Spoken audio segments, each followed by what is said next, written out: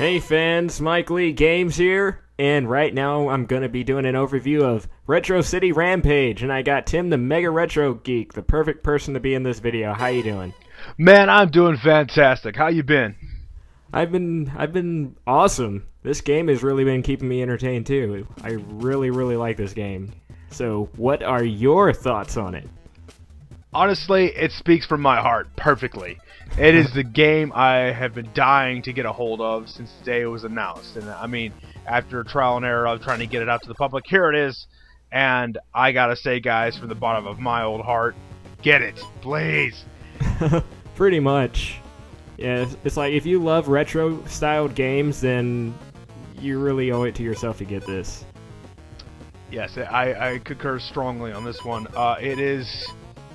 It is everything you can pretty much sum up in the 80s perfectly. If you love River City Ransom, if you love Grand Theft Auto, the original ones, I mean, and plus every single bit of 8-bit knowledge that I can just pretty much spit out right now is in this game. And also for movie fanatics, yeah, it's in there too.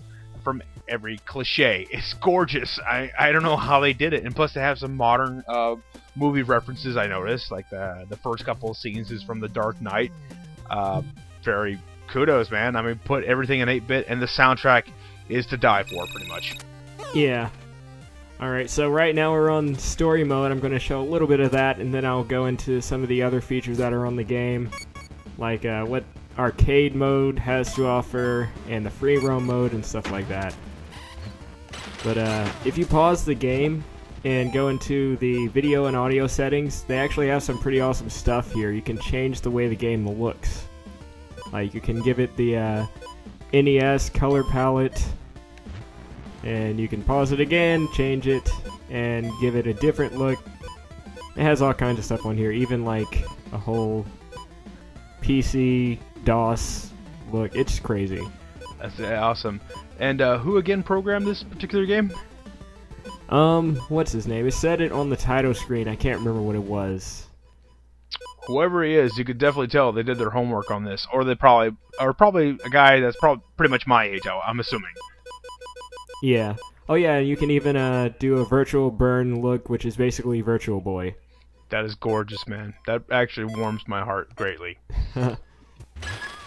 Alright, so now we're just running away from the cops, smashing through everything in our way. You gotta run from the popo, man, sometime or another.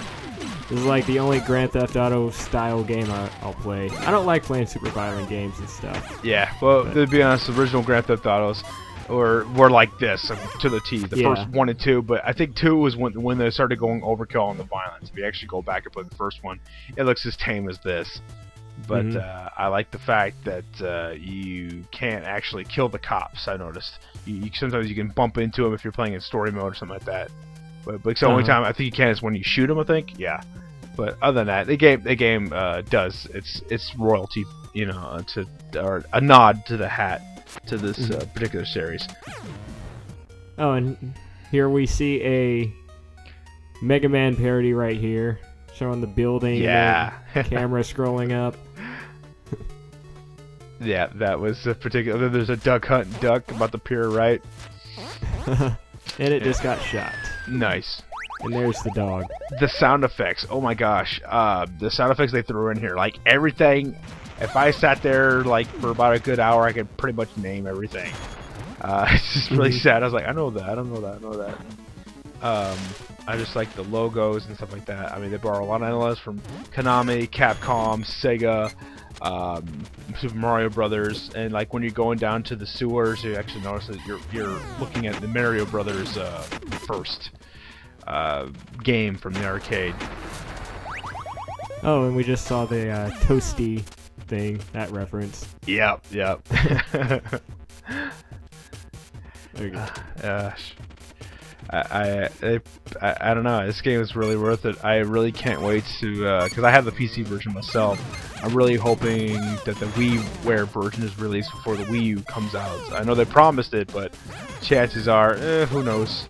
Or if they're lucky, maybe put it on the 3DS, because I know the Vita got it. That was pretty nice. That would be cool.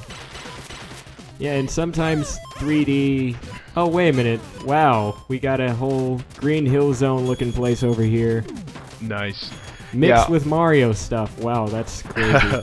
Also, I never noticed that the first time I noticed the Mario stuff, but I didn't notice like all the Green Hill Zone. There's all kinds of wicked references on this, and when you walk by the stores, there's like the Vanilla Ice Cream Shop, the Skater Buy, aka Skater Die reference.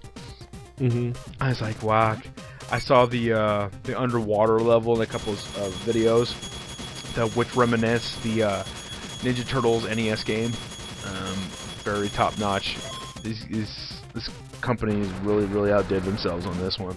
It's really a masterpiece, and I did get a chance to play the free roaming one where you get to explain a little bit later. But yeah, it's pretty much 8-bit Grand Theft Auto except without all the violence, and it's just right though. But for nostalgia purposes, oh yeah, this is icing on the cake. Yeah, just playing this game is just so satisfying. All the graphics, the sound effects. Like, if you grew up playing games like this game, you're just gonna love it. Enough said. Yeah, I agree, and I do. I really do. I love it. I'll recommend it to anybody. I was super excited the day I saw it, and yeah, when I finally got a hold of it, I just couldn't believe what I was playing here. This is really a knockout. Just nostalgia. I mean, I keep thinking, wow, I mean, more independent companies should really jump on the bandwagon. And you can actually see that this is where the industry's going. I mean, everybody wants to do something like this, you know, recreating like what made the video game industry so powerful. And 8-bit to me will never truly die. And I just love the fact that, you know, my kids from our generation, when we finally grew up, now we're doing this. And it's great that it's reflecting. It's really showing. Yeah. And there's not very many types of games you can actually do that with. Like, imagine a PlayStation 1 style game, like a 3D game, that just all of a sudden came out, and it looks like a PlayStation 1. That wouldn't quite work out well, because with 3D games, you have to give it a really nice feel to the graphics. And, like, they have to be very smooth, very polished, or just have a very unique style. But you can't just make a game have, like, a low polygon count and stuff like that. It just wouldn't work well with the 3D game. But 2D games, you can easily just do things like this with. That's a good point. I would honestly say give it time, because every generation is always going to go crazy. Like, I remember when the Super Nintendo craze came back and everybody was pushing that out.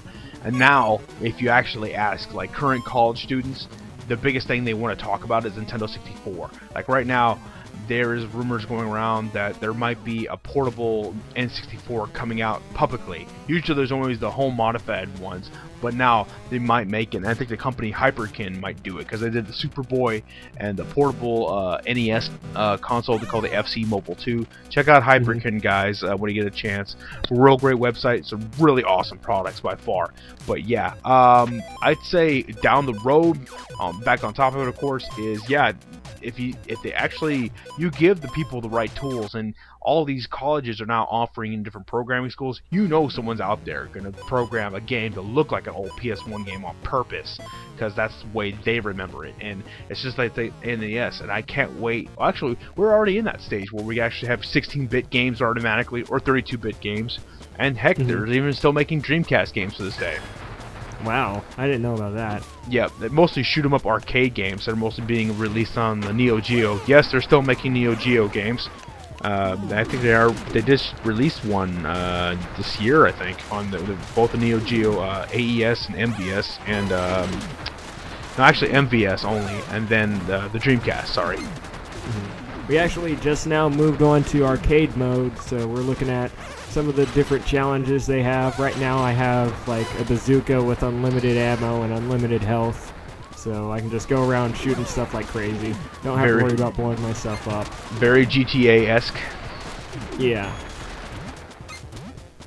Yeah, then after this, I'm going to show some of free roam mode, because they even have like other characters that you can use from other indie games and stuff. Yeah, I like how you can unlock more goodies.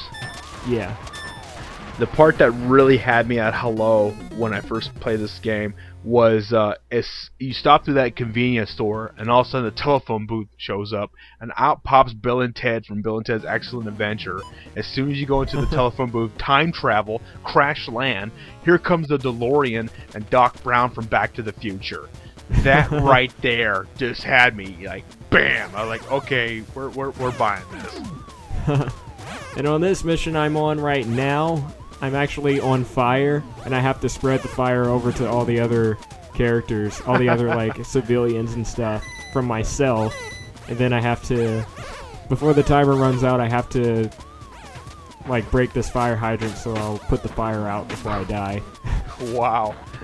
Yeah, that's insane. I just like the game has no holds bar, so to speak. Yeah, it just went loose with anything. Mm-hmm. We have like 15 seconds left before I die, so I'm gonna have to get this fire hydrant like now. There we go. Okay, so let's check out some of, since you basically got a good idea of what kind of stuff is in arcade mode, let's check out free roaming mode. Oops, I have my wrong file loaded, so this will be a good time to explain how you can do like a whole cross-save thing. If you have a PS Vita and you buy this game, you get the PS3 version. Like, if you buy it on the PS3, you'll get the Vita version for free, or if you buy it on the Vita, you'll get the PS3 version for free. So that's nice. That's pretty awesome. Yeah. And you can also pick up from where you left off on your last save. So let me go ahead and load my save. You mean like that Hideo Kojima transferring? Kojima, Metal Gear. Oh, yeah. He invented the transferring, which was a concept that was only used in, I think, 2 games, and that was about it. Other than that, it's utterly genius. But yes, I like how Sony is pushing this more and more. I mean, I would have never imagined to have a console transfer over to a portable that way you can play the same game on the go. That's a lot of horsepower under the hood, I'd say.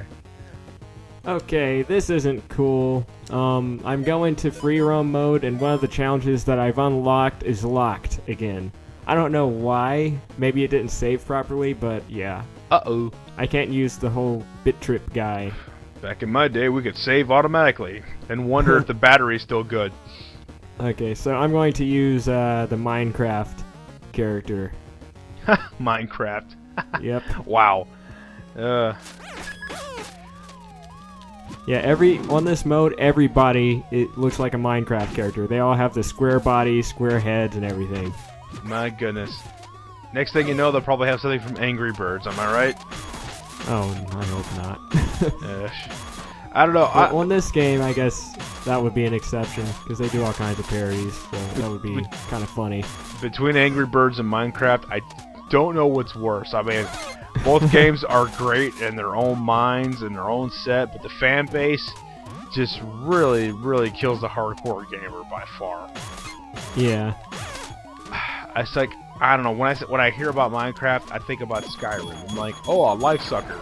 Great. I just killed myself by blowing up a cop car. That's just great. Yep.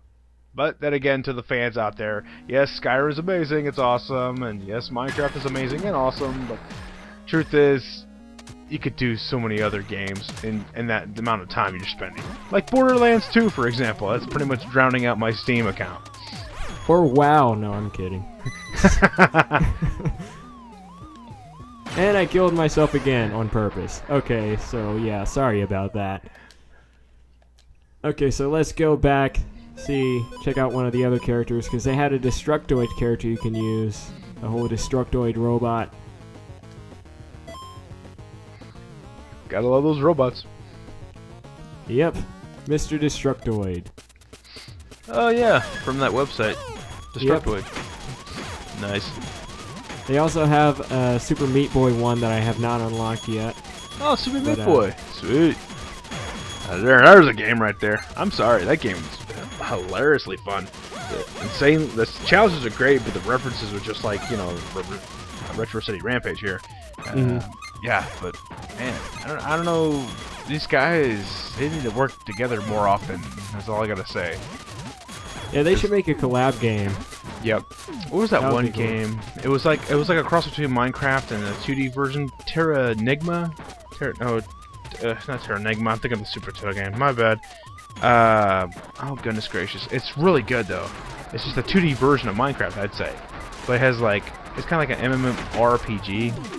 I'm trying to remember what it was. It's really Tierra, something like that. Terraria. Really good game though. I think they're porting it over to Xbox Live and PSN, I hope. But yeah, Minecraft. It's not as awesome as Minecraft, of course, but this is a pretty solid game. Yeah. I'm gonna have to check that out. But I think that's pretty good for now of everything I've shown. And yeah, so any final words you'd like to say about the game or about your channel or whatever? My channel, please check it out. I have specials going on right now. It is quite hilarious, I would have to say. Not just bragging on myself, but what my fans have been saying lately. Click on the subscribe button down at the bottom for this show. And also, I would have to say about this Retro City Rampage, please try the demo. Please play it.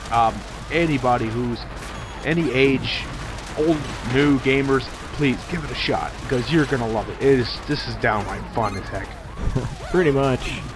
Alright, yeah, check out his channel and be sure to subscribe to Mike Lee Games for more gaming updates, playthroughs, overviews, and things like that.